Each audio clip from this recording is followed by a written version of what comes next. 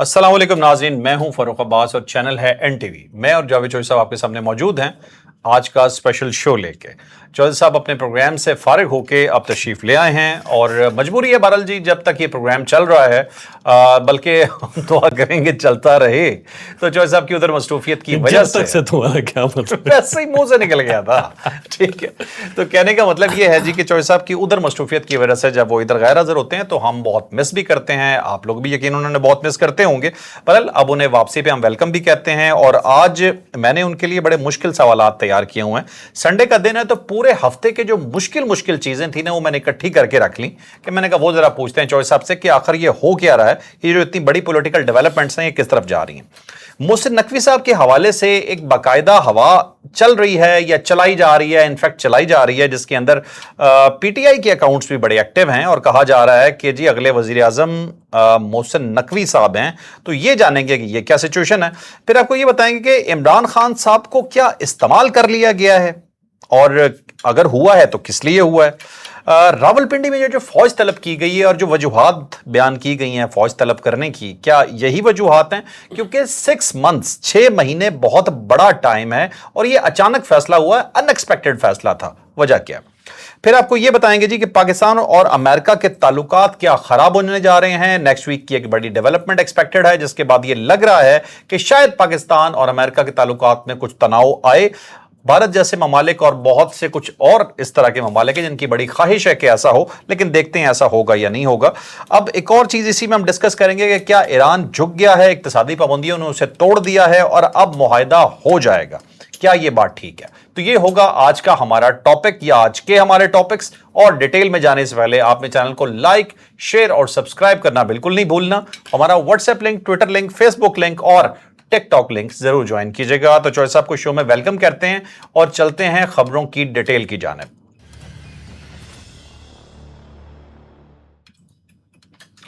चौधरी साहब पहली मुबारकबाद, हमारे एडिटर ने टाइटल चला दिया। ठीक है। दूसरा एक ये मोहसिन नकवी साहब के हवाले से जो बात आ रही है कि अब जो तौहीन अदालत में इनका नाम नहीं है, क्या वाकई कुछ होने जा रहा है? नहीं, ऐसा नहीं है। तौहीन अदालत में मोहसिन नकवी साहब का पाकिस्तान तहरीक इंसाफ ने नाम नहीं डाला और उसकी बुनियादी वजह यह है कि ये वाहिद लिंक है जो आप कह सकते हैं एस्टेब्लिशमेंट या फिर गवर्नमेंट और पाकिस्तान तहरीक इंसाफ के दरमियान।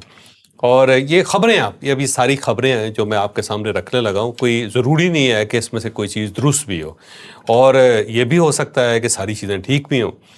अब सुहेल अफरीदी साहब और गौहर खान साहब के बारे में कहा जाता है कि उन्होंने राब्ता किया था मोहसिन नकवी साहब से और फिर मोहसिन नकवी साहब ने ये सब कुछ उनके लिए अरेंज किया, जिसके बाद ये कोर्ट में गया मामला और वहाँ पे फिर जो एडिशनल अटॉर्नी जनरल थे उन्होंने अपना केस लड़ा नहीं गवर्नमेंट का, और अटॉर्नी जनरल साहब जो थे उस दिन तशरीफ़ नहीं ले गए या गए और फिर वापस आ गए। उन्होंने इस सारे मामले में अपने आप को शामिल नहीं किया। तो यूँ इमरान खान साहब जो थे उनको रिलैक्सेशन मिल गई और फिर ये भी उस ज़माने में ख़बरें गर्दिश कर रही थी कि 2 चीज़ें शायद हो सकता है पाकिस्तान तहरीक इंसाफ को मिल जाए। एक तो इमरान खान साहब के लिए मेडिकल बोर्ड बन जाए और इनकी मर्ज़ी का बन जाए और उसमें इनका अपना डॉक्टर आ जाए, और दूसरा जो इनकी फैमिली के साथ मुलाकातों पर पाबंदी है वो मुलाकातों के ऊपर पाबंदी ख़त्म हो जाए, जो हम पहले कह भी चुके थे कि ये रिलीफ मिलने वाला है इमरान खान साहब को। सबका ख्याल ये था कि यहाँ तक ही रिलीफ रहेगा, लेकिन सुप्रीम कोर्ट ऑफ पाकिस्तान की तरफ से उनको एक और फ़ायदा भी हासिल हो गया कि इनको शिफा अस्पताल में दाखिल कर दिया जाए। यहाँ से फटा पड़ा है, सही, यहाँ से मसला बना है। बाकी किसी चीज़ के ऊपर गवर्नमेंट को भी कोई एतराज़ नहीं है। तो उसके अंदर अब मोहसिन नकवी साहब अगर फ़र्ज़ करें कि उनको भी नाराज़ कर लेते हैं तो फिर दरमियान में कोई ब्रिज नहीं रहेगा, कोई भी नहीं रहेगा। तो पाकिस्तान तहरीक इंसाफ जो है वो अपना एक कार्ड अपने हाथ में रखना चाहती है। दूसरा ये है कि मोहसिन नकवी साहब नाइस भी बहुत हैं वैसे। अच्छा। अगर आपका कभी उनके साथ रब्ता हुआ हो तो वाकई आप उनके फ़ैन हो जाएंगे। मेरी मुलाकात नहीं है बस। और मोहसिन नकवी साहब का ये कमाल है कि ज़रा बड़े मीठे आदमी हैं और आपका जायज़ काम कर भी देते हैं। मसलन अगर आपका कोई जायज़ काम है उन तक पहुँच गया तो वो फौरी तौर पर कहेंगे कर दें और फिर करके आपको बताएंगे कि ये हो गया। और ये सिर्फ एक अपनी पार्टी के या अपने करीबी दोस्तों के लिए नहीं, सबके लिए। ठीक है। तो वो पाकिस्तान पीपल्स पार्टी के भी बहुत करीब हैं, पाकिस्तान मुस्लिम लीग नून की गवर्नमेंट का हिस्सा हैं, एस्टैब्लिशमेंट के साथ भी उनके ताल्लुकात हैं और पाकिस्तान तहरीक इंसाफ के साथ भी वो राब्ते में हैं। तो जब और मौलाना फजलुर रहमान साहब को भी राज़ी करना हो तो यही राज़ी करते हैं। MKM जो है वो भी, यानी कुछ ऐसे वज़ीर होते हैं हर गवर्नमेंट के अंदर के जो सबको लिंक में रखते हैं, राब्ते में रखते हैं। तो मोहसिन नकवी साहब ایک رابطہ کار ثابت ہو رہے ہیں. تو یہ رابطہ کار جو ہے پاکستان تحریک انصاف اس کو ناراض نہیں کرنا چاہتے. اب جو یہ ایک نظر ثانی درخواست ہے گورنمنٹ آف پاکستان کی طرف سے، اس میں چیف کمشنر صاحب نے یہی لکھا ہے کہ سپریم کورٹ آف پاکستان نے قانون سے بالا تر ہو کے احکامات جاری کیے ہیں، اور جو پریزن رولز ہیں وہ یہ کہتے ہیں کہ کوئی بھی شخص اگر بیمار ہے تو اسے سرکاری ہسپتال میں داخل کروایا جا سکتا ہے، اسے پرائیویٹ ہسپتال میں داخل نہیں کروایا جا سکتا. انہیں یاد نہیں کروائی ہے سپریم کورٹ آف پاکستان کی کہ آپ کے پاس یہ اختیارات نہیں ہیں. صحیح. اب دیکھتے ہیں سپریم کورٹ آف پاکستان اس کے اوپر کیا کرتی ہے. ویسے میرا خیال یہ تھا کہ گورنمنٹ کو الاؤ کر دینا چاہیے تھا. عمران خان صاحب چلے جاتے، شفا ہسپتال میں ان کو داخل کروا دیتے، ٹیسٹ ان کے کر لیتے، اگلے دن ہی جا کے نظر ثانی درخواست دائر کر دیتے کہ سر یہ قانون سے کی خلاف ورزی ہے اور وہ مکمل طور پہ صحت مند بھی ہیں، تو یا تو آپ ہمیں الاؤ کریں کہ ہم ان کو واپس جیل بھیجیں، اور اگر آپ یہ الاؤ نہیں کرتے تو ہم ان کو پمس میں شفٹ کر دیتے ہیں تاکہ یہ پریسیڈنٹ نہ بن جائے. تو سپریم کورٹ آف پاکستان نے مان جانا تھا. شوئی صاحب پہلے تو یہی کہا گیا، جو پٹیشن تھی جو اعتراض لگا کے واپس ہوئی، پھر کہا جا رہا ہے ریویو پٹیشن میں چیزیں مزید ایڈ کی ہیں. مزید ایڈ کی. اب جو ریویو پٹیشن میں چیزیں ایڈ ہوئی ہیں، ایسا لگ رہا ہے حکومت کو سیکنڈ تھاٹ آئی ہے.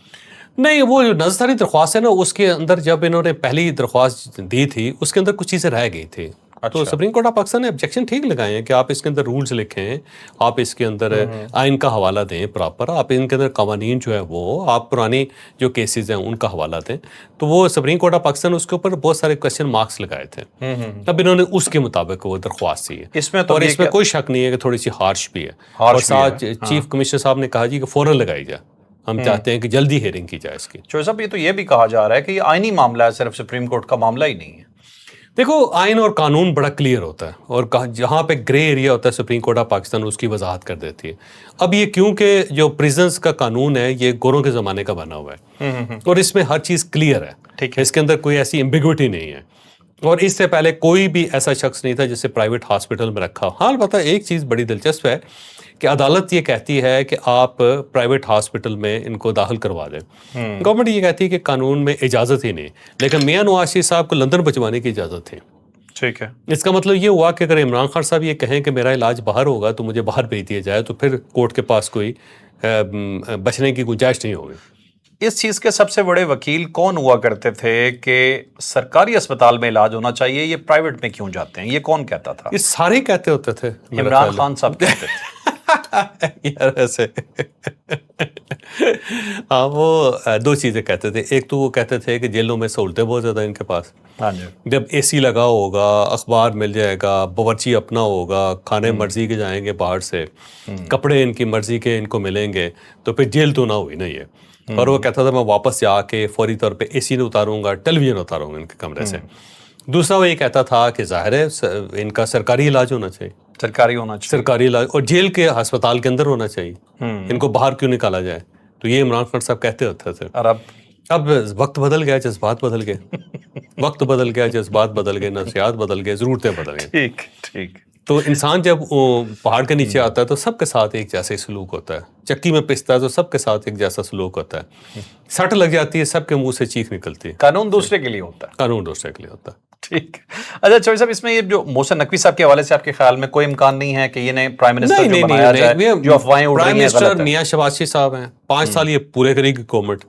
اور مجھے لگتا ہے کہ یہ جو عمران خان والا جھٹکا ہے نا، اس کے بعد گورنمنٹ کے اندر دم خم بھی نہیں رہا کہ یہ کسی جگہ اکڑ سکے یا کوئی مزاحمت کر سکے یا انکار کر سکے. صاحب اگلا ٹاپک بھی ہے، لیکن محسن نقوی اپنے منہ سے بھی کہہ چکے ہیں کہ وزیر اعظم 5 سال پورے کریں گے اور بڑے محنتی آدمی. اور محسن نقوی صاحب پہلے وزیر ہیں پاکستان کے اندر جو پرائم منسٹر کو سرٹیفکیٹ دے رہے ہیں کہ آپ کی حکومت جاری رہے گی، اور پرائم منسٹر اس چیز پہ خوش بھی ہیں کہ محسن نقوی صاحب نے کہہ دیا کہ میری گورنمنٹ جو ہے نا جاری رہے گی. بہت سے وزیر یہ بھی کہتے ہیں کہ محسن نقوی صاحب جو ہیں وہ اتنے طاقتور وزیر ہیں کہ کئی معاملوں میں جواب دے نہیں ہیں. وہ خواجہ اسد صاحب نے کہا تھا، اور جو ہیں ہمارے رانا صاحب، رانا ثناء اللہ صاحب، انہوں نے شروع میں کہا تھا کہ ان کی بڑی مہربانی ہے کہ وزیر داخلہ رہے. یہ بھی کہہ سکتے تھے کہ میں پرائم منسٹر بنوں گا، یہ تو ان کی مہربانی ہے، خاص مہربانی ہے کہ یہ صرف وزیر داخلہ تک انہوں نے اپنے آپ کو محدود رکھا. چلیں سب سے تگڑے وزیر ہیں یہ مانتے ہیں. ہاں، ہر گورنمنٹ میں نا کوئی ایک وزیر بڑا تگڑا ہوتا ہے. جیسے کہ پاکستان مسلم لیگ نون کی جب گورنمنٹ تھی، پچھلی گورنمنٹ تھی، تو اس کے اندر چودھری نثار صاحب بڑے تگڑے ہوتے تھے. کسی کے اندر چوں کرنے کی بھی گنجائش نہیں ہوتی تھی ان کے سامنے. تو پھر اس کے بعد جو اسحاق ڈار صاحب بڑے تگڑے ہوتے ہیں. اس گورنمنٹ کے اندر جو ہیں وہ یہ تگڑے ہیں. وہ ایک آدمی ہوتا ہے جو سب کے درمیان برج کا کام کرتا ہے. اسحاق ڈار بھی زیادہ تگڑے نہیں ہیں. پنڈی میں جاتے ہیں یا اسلام آباد میں جاتے ہیں, کوئی ایک آدمی ہوتا ہے. نائب وزیر اعظم ہے اسحاق ڈار صاحب, مجھے لگتا ہے اسحاق ڈار صاحب اب بھی زیادہ تگڑے نہیں, وہ اپنی حد تک, اپنی گورنمنٹ کی حد تک تگڑے ہیں. باقی وہ راول پنڈی نہیں جاتے, راول پنڈی سے آتے نہیں ہیں. محسن نقوی صاحب ہیں, اس سے پہلے جو چودھری نثار صاحب تھے نا, ان کے دونوں جگہوں پہ تعلقات تھے. اچھا, اسی وجہ سے وہ بہت زیادہ تگڑے تھے.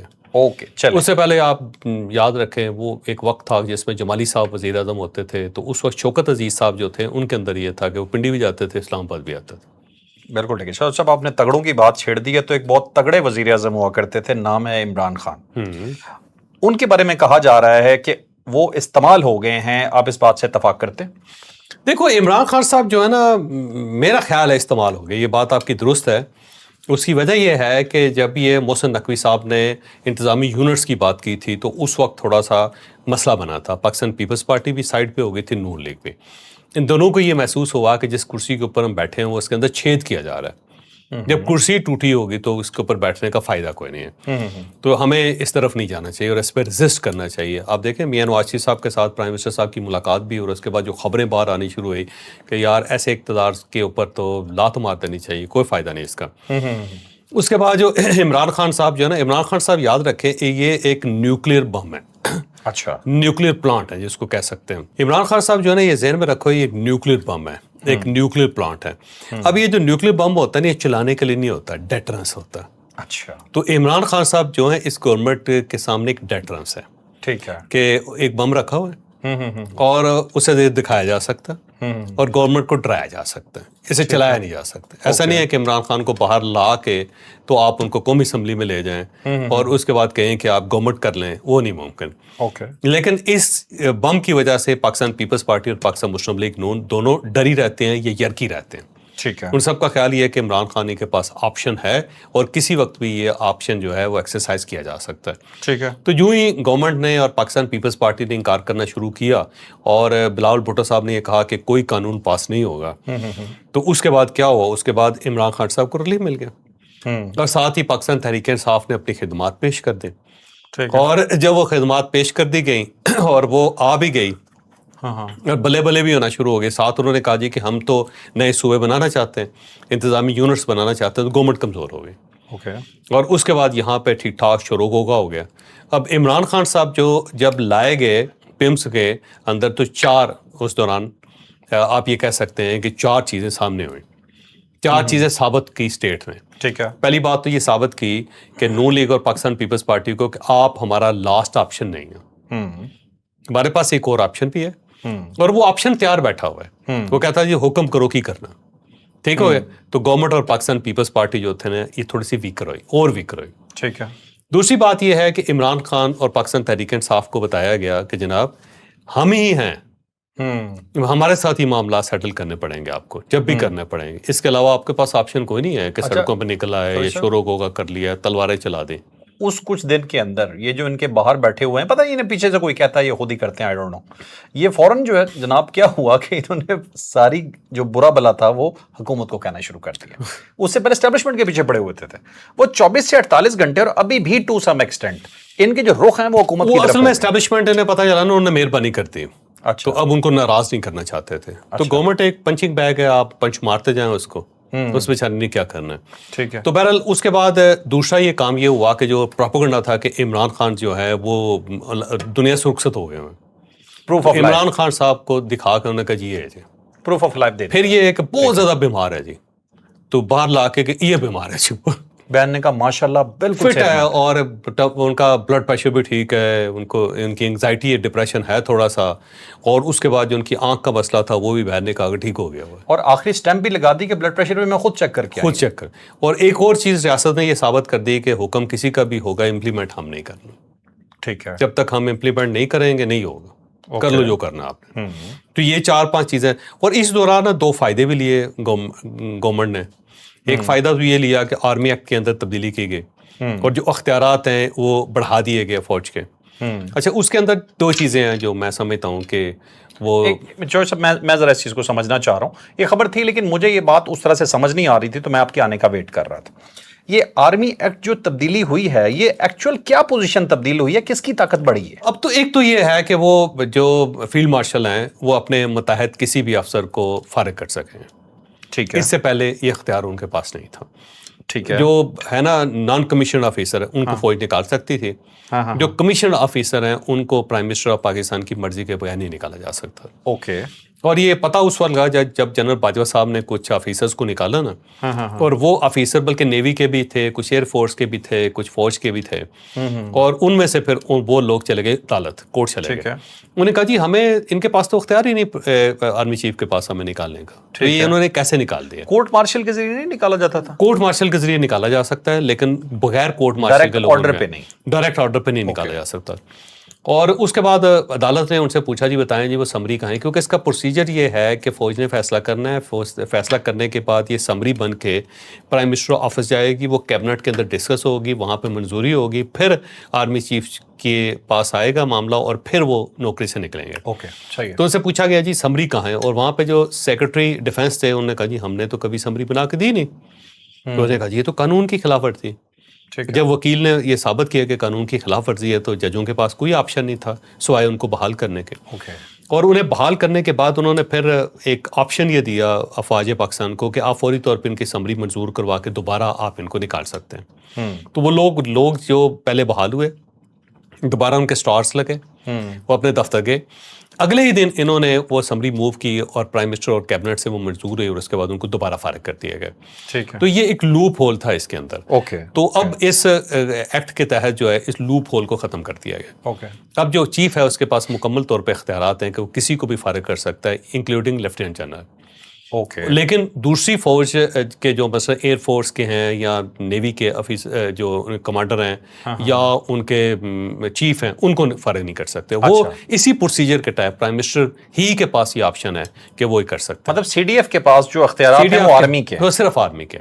وہ ان میں سے ایسا نہیں ہے کہ وہ چیفز کو نہیں فارغ کر سکتے وہ. اوکے, مطلب دوسرے جو فضائیہ یا بحریہ انہیں ان کے چیف ہی دیکھیں گے اور پروسیجر وہی پرانا رہے گا. اور چیفز کو بھی فارغ نہیں کر سکیں گے کہ نیول چیف کو فارغ کر دیا انہوں نے, ایئر فورس کے چیف کو فارغ کر دیا, وہ اسی طرح رہیں گے. اس کو پرائم منسٹر ہی اپوائنٹ کر سکتے ہیں, پرائم منسٹر ہی ان کو فارغ کر سکتے ہیں. صحیح. لیکن اس کے علاوہ جو ہے پوری جو فورس ہے اس کے اندر سے کسی بھی شخص کو وہ نکال سکتے ہیں, اور اب ان کے لیے انہیں کیبنٹ کے پاس جانے کی ضرورت نہیں, یا پرائم منسٹر آف پاکستان کو سمری بھجوانے کی ضرورت نہیں. اب اس کے اوپر بھی ظاہر ہے بڑے عرصے سے یہ معاملہ بھی ڈیلے ہوا تھا. 27ویں ترمیم کب ہوئی اور یہ معاملہ پھنسا ہوا تھا.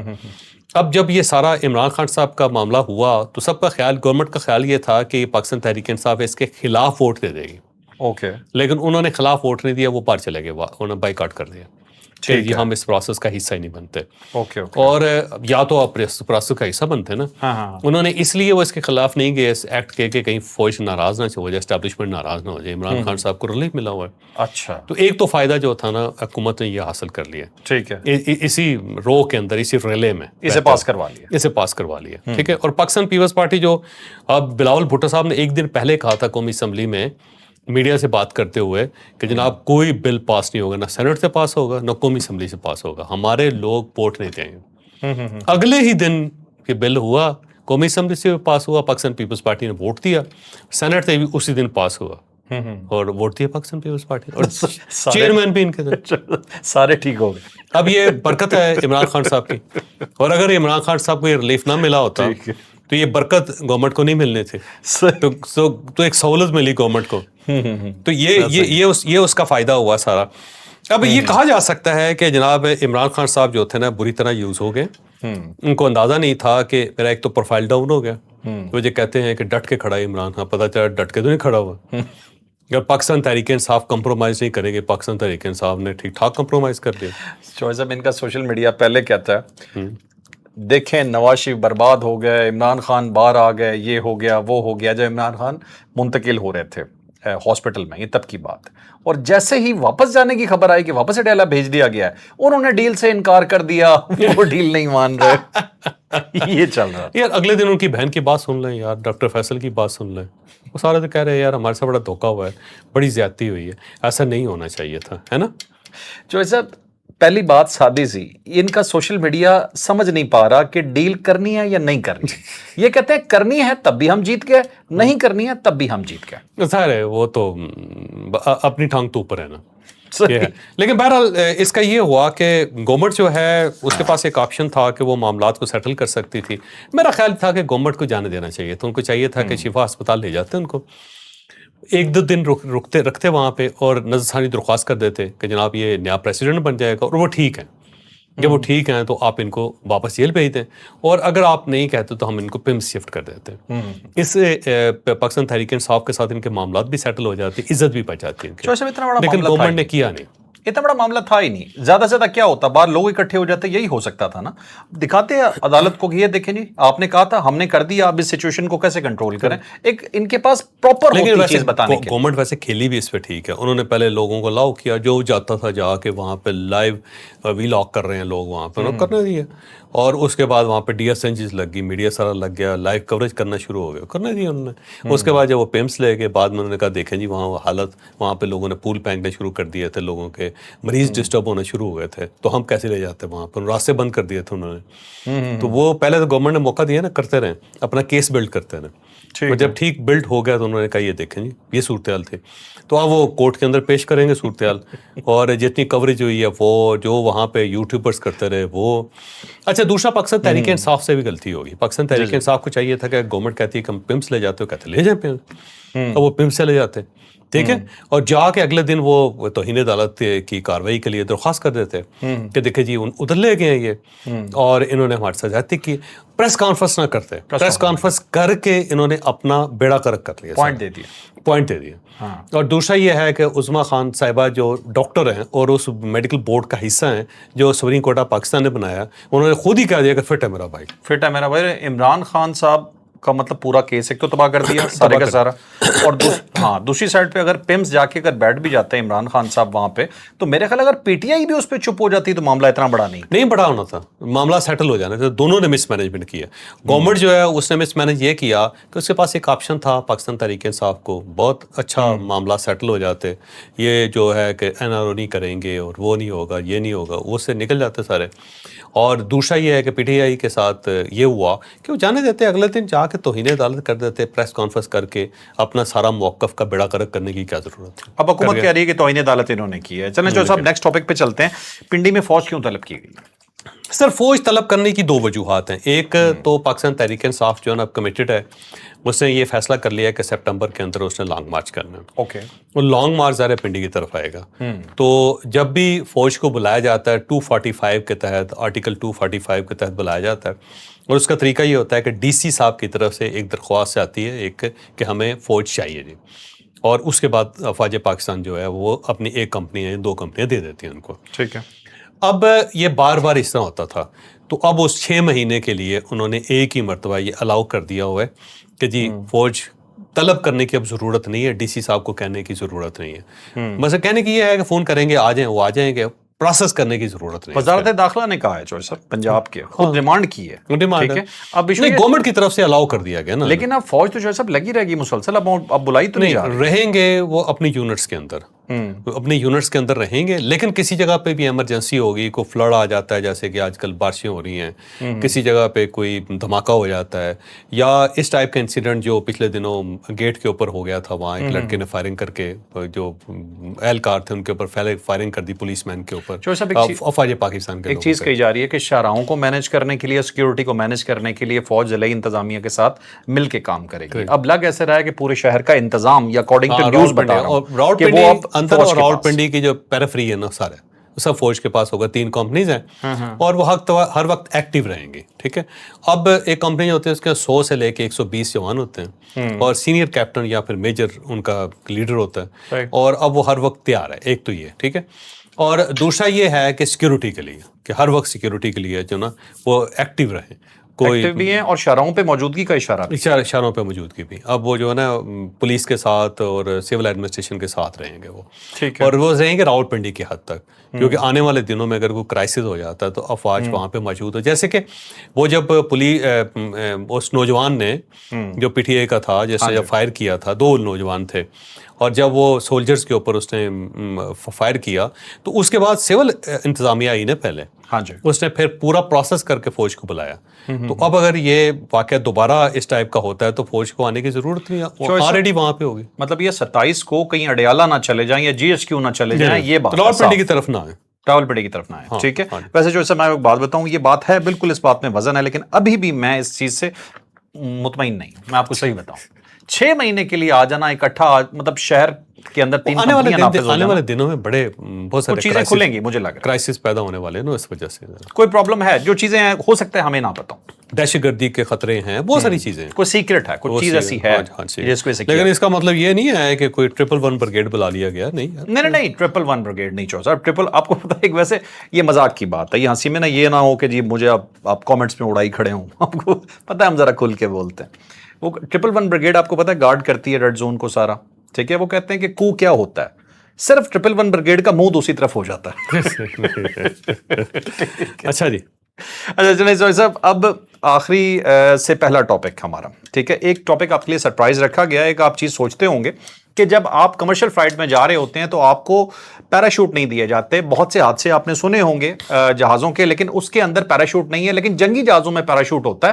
اب ریزن کیا ہے، عام مسافروں کو بچانے کے لیے پیراشوٹ کیوں نہیں دیا جاتا، یہ آج آپ کو بتائیں گے. اچھا جو صاحب، پاکستان اور امریکہ کے تعلقات کیا پہلے جیسے نہیں رہے، اور کیا ایران جھک گیا اقتصادی پابندیوں کی وجہ سے؟ ایک وجہ یہ ہے کہ بنیادی طور پہ نا جو امریکہ کے فائنانس منسٹر ہیں وہ اب نئی پابندیاں لگانے لگے ہیں ایران کے اوپر، اور پاکستان کا خیال یہ ہے کہ شاید سمگلنگ جن ملکوں کے اندر ہوتی ہے ایران سے، شاید ان کے اوپر بھی پابندیاں لگ جائیں. اور پاکستان کیونکہ ہمسائے میں ہیں ایران کے، اور یہاں پہ تیل کی بہت سمگلنگ ہوتی ہے، گیس کی بہت سمگلنگ ہوتی ہے، بہت ساری چیزیں یہاں سے وہاں جاتی ہیں، وہاں سے یہاں جاتی ہیں. کہیں ایسا نہ ہو کہ امریکہ پاکستان کے اوپر بھی پابندی لگا دے کہ آپ کے ملک کے اندر ایران سے کیوں سمگلنگ ہو رہی ہے، اور کہیں ہم اس رینج میں نہ آ جائیں. تو یہ پاکستان کا ایک خدشہ ہے، کچھ لوگوں کا خدشہ ہے کہ کہیں ایسا نہ ہو جائے. لیکن اب امریکہ کے اوپر ہے کہ امریکہ اس کے اوپر کیا پالیسی اختیار کرتا ہے، کیونکہ وہ ٹائٹ کرنے لگے ہیں اکنامکلی، ایران کو زیادہ ٹائٹ کرنے لگے ہیں. اور یہی وجہ ہے کہ مسعود پزشکیان صاحب نے کہا ہے کہ سب سے بہترین ٹائم یہی ہے کہ ہمیں معاہدہ کر لینا چاہیے، کیونکہ انہیں پتہ ہے کہ اقتصادی جب پابندیاں لگیں گی تو مکمل طور پہ جنازہ نکل جائے گا ہمارا. اور یہ امریکہ کو بڑا لیٹ خیال آیا کہ ہم اس کو اگر آرم ٹویسٹنگ کریں اس کی اقتصادی طور پہ تو ایران بالکل ہلنے کے قابل نہیں رہے گا. پہلے اس سے جنگ لڑ لی بیوقوف نے، اب وہ کہہ رہا ہے کہ نہیں اب اس طرح کر. اب یہ بات کا فیصلہ اسے پہلے شروع میں کر لیتا تو بہت سارے مسائل ان کے حل ہو جاتے امریکہ کے. لیکن اب وہ اقتصادی طور پر بہت ٹائٹ کرنے لگے. دیکھیں تو یو ای کے ساتھ جو انہوں نے پابندیاں لگائی ہیں، یو ای نے $30 بلین کی ہو گیا ان کا، ایران کو نقصان ہو گیا اس کا. اب پاکستان کی طرف سے پابندیاں لگتی ہیں، آذربائیجان کی طرف سے پابندیاں لگتی ہیں، افغانستان ویسے ہی سارے اسٹیٹ نہیں ہے. یہ ٹرمپ نے بولی ہے اسمگلنگ والی بات، لیکن ایک بات بتا، اسمگلنگ آفیشیل تھوڑی ہوتی ہے. اگر کوئی چھپ کے کر رہا ہے اسمگلنگ تو ملک تو وہ پہلے ہی روکنے کی کوشش کر رہے ہیں. کچھ نہ کچھ ویسے اس کے اندر ہے، لیکن میرا نہیں خیال کہ پاکستان کے ساتھ کوئی امریکہ کے تعلقات کو بہت زیادہ خراب ہو سکتے ہیں، کیونکہ آنے والے دنوں میں ابھی پاکستان کی بہت ضرورت ہے امریکہ کو. اور ابھی یہ معاملہ جو ہے نا ایران کا ختم نہیں ہوا، ابھی ختم نہیں ہوا تو معاملہ جو ہے نا آگے بڑھے گا. تو مجھے نہیں لگتا کہ ایسا کوئی ہوگا، لیکن یہ خدشات پہلی مرتبہ محسوس ہونے شروع ہوئے ہیں. لیکن اب مسعود پزشکیان صاحب جو ہے نا وہ اب کہہ رہے ہیں کہ جناب یہ ہمیں چاہیے کہ اس موقع کا فائدہ اٹھائیں، اور ویسے میرا خیال ہے اٹھا لینا چاہیے موقع ایران کو. بار یہ وقت نہیں آئے گا، بار یہ وقت نہیں آئے گا. لیکن وہاں پہ کیونکہ مولوی ہیں، وہ جو پاسداران ہیں، وہ کہتے ہیں ہم نے آخری وقت تک لڑنا ہے.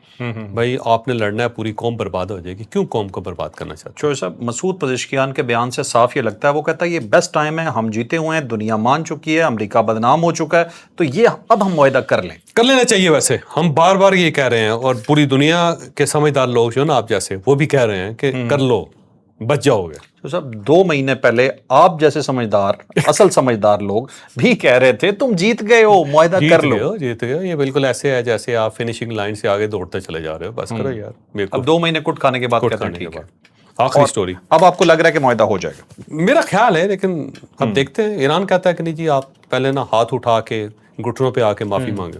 چوہے صاحب، آج تک کتنی کمرشل فلائٹس لی ہیں آپ نے؟ بہت، ماشاءاللہ بہت. کوئی اندازہ رفلی؟ کوئی اندازہ نہیں، گننا بند کر. سینکڑوں ہزاروں میں ہوں گے. اتنا بھی نہیں ہو کہ میں پائلٹ تو ہوں نہیں جہاز اڑا رہا ہوں. لیکن اللہ نے موقع دیا ہے کہ ہر طرف، ہر ایئر لائن اور ہر دنیا کا جو کونا ہے اس کے اندر جانے کا اتفاق ہوا. چلے ماشاءاللہ. میں ایک چیز آپ سے یہ پوچھنا چاہتا ہوں کہ آپ کے ذہن میں کبھی یہ خیال آیا کہ اتنی فلائٹس آپ نے لی ہیں, کئی دفعہ ٹربولنس آئی ہوگی کہ یار پیراشوٹ ہونا بہت ضروری ہے, کوئی حادثہ ہو جائے تو یہ پیراشوٹ کمرشل فلائٹس میں کیوں نہیں ہوتا؟ اب وہ اس کی کئی وجوہات ہیں. پہلی وجہ تو یہ ہے کہ یہ 30,000 سے لے کے 40,000 فٹ کی بلندی پہ جہاز اڑ رہا ہوتا ہے اور اس وقت -60 کے قریب ٹمپریچر ہوتا ہے. اچھا. اب اگر آپ کے پاس پیراشوٹ ہو اور آپ باہر جائیں گے تو سیکنڈز کے اندر جم جائیں گے آپ. اوکے. تو کیا جمنے کے لیے, کلفی جمانے کے لیے باہر جانا بندہ ہے؟ ہاں, جب کھانے والا بھی کوئی نہیں آپ کو. اتنی ہائٹ ہے اس کے اندر جو ہے نا جانے کا کوئی فائدہ نہیں ہے. دوسرا یہ کہ وہاں پہ سپیڈ بہت زیادہ ہوتی ہے, 900-800 کلومیٹر سے لے کے 900 کلومیٹر پر آور کی سپیڈ ہوتی ہے جہاز اٹھ رہا ہوتا ہے. ہاں جہاز. اب اس میں سے اگر آپ باہر کیسے نکلیں گے؟ جب آپ باہر نکلیں گے تو آپ تو جہاز کے ساتھ ٹکرا جائیں گے, انجن سے ٹکرا جائیں گے. انجن سے ٹکرا جائیں گے, انجن سک کر لے گا آپ کو, یہ بھی ہو سکتا ہے بعض اوقات, کیما ہو جائے گا. ہاں, اور کیما ہو جائے گا. اور اس کے بعد جہاز بھی کیا, ہاں, وہ بھی کیما. دوسری وجہ یہ فائدہ بھی کوئی نہیں, کوئی لے بھی نہیں سکتا. اور تیسرا یہ ہے کہ اسکائی ڈائیونگ ایک پروفیشنل کام ہے. تو ایک پیسنجر جو فرسٹ ٹائم وہاں پہ جا رہا ہے اس کو کیسے آپ کہیں گے کہ اسکائی ڈائیونگ کیسے کرنی ہے اس نے بیچارے نے؟ کہاں پہ آپ نے پیراشوٹ کھولنا ہے؟ اگر وہ وہیں پہ اوپر ہی کھول لے گا تو پوری زندگی اوپر ہی رہے گا. اوپر سے خلا میں جانا ہے, اس نے کہاں جانا ہے؟ یہ تو زمین سے 200 فٹ کے فاصلے پہ جا کے کھولنا ہوتا ہے. یہ بہت کم ہائٹ ہوتی ہے, یا 400 یا 500 فٹ کے فاصلے پہ جا کے میں وہی میں کہنا چاہتا تھوڑے سے فٹ بڑھا لیں, فٹ زیادہ کم کر دیں. تو اس کے بعد آپ نے کھولنا ہوتا ہے. تو وہ ظاہر پروفیشنل تو ہے نہیں کہ. اور تیسرا یہ ہے کہ وہاں پہ 300 مسافر ہیں, 300 مسافروں کے آپ کے پاس کہاں اتنا ٹائم ہوگا کہ سب کے پیراشوٹ باندھتے رہیں. ٹھیک ہے. اور اگلی بات یہ ہے کہ اس کے دروازے نہیں ہوتے. جو جہاں سے پروفیشنل جمپ کرتے ہیں وہ تو C-130 ہوتے ہیں, اس کے پراپر پیچھے دروازہ ہوتا ہے جس کے اندر ویکیوم کریٹ نہیں ہوتا یا ہوا نہیں جاتی, آپ آسانی سے چھلانگ لگا سکتے ہیں. صحیح. اس کا آپ دروازہ کھولیں گے تو جہاز ویسے پھٹ جائے گا, تو یہ تو ممکن نہیں ہے. اور 300 لوگ ہیں, ان کے پیراشوٹ کون باندھے گا؟ پھر وہ وہاں سے چھلانگ کیسے لگائیں گے؟ کیونکہ 300 لوگ جتنی دیر میں چھلانگ لگائیں گے اتنی دیر میں جہاز کرایہ سے باہر نکل گیا ہوگا. بالکل صحیح, بالکل. اور ایک اور اس کی جو مین ریزن ہے, جو زیادہ خوفناک ریزن ہے, وہ یہ ہے کہ آپ چھلانگ لگا کے جائیں گے کہاں؟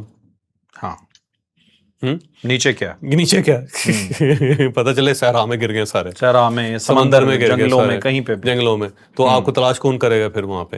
تو یہ ٹیکنیکلی ممکن نہیں ہے. اور اکثر ٹائم بھی نہیں ملتا. ٹائم بھی نہیں, دوسرا ٹائم بھی نہیں ہوتا جی. جہاز جب یہ جتنے جہاز ہوتے ہیں 90% آپ کو ہوتا ہے جو کمرشل جہاز ہیں یا ٹیک آف کرتے ہوئے تباہ ہوتے ہیں یا لینڈ کرتے ہوئے تباہ ہوتے ہیں. سیکنڈز کا فرق ہوتا ہے. کروزنگ سپیڈ میں بہت کم ایسے حادثات ہوتے ہیں. اوپر نہیں, اوپر تو کوئی میزائل لگے گا تو جائے گا جی. بالکل ٹھیک ہے, بالکل ٹھیک ہے. چوہے صاحب ایک چیز اور بھی ہے کہ وزن بڑھ جاتا ہے, جس سے فیول کنزمپشن بڑھ جاتی ہے اور ٹکٹ مہنگا ہو جاتا ہے. یہ بات بڑا پتے کی بات کی آپ نے. اب بالکل 300 سیٹیں ہیں, 300 پیراشوٹس ہیں, تو 20 kg ایک پیراشوٹ کا لگا لو نا آپ, جہاز تو ویسے ہی اڑنے کے قابل نہیں رہے. بالکل ٹھیک. تو یہ تھا ناظرین آج کا ویلاگ, یقیناً آپ کے لیے انفارمیٹیو رہا ہوگا. لائک شیئر سبسکرائب, اجازت دیجیے. اللہ حافظ. پاکستان زندہ باد.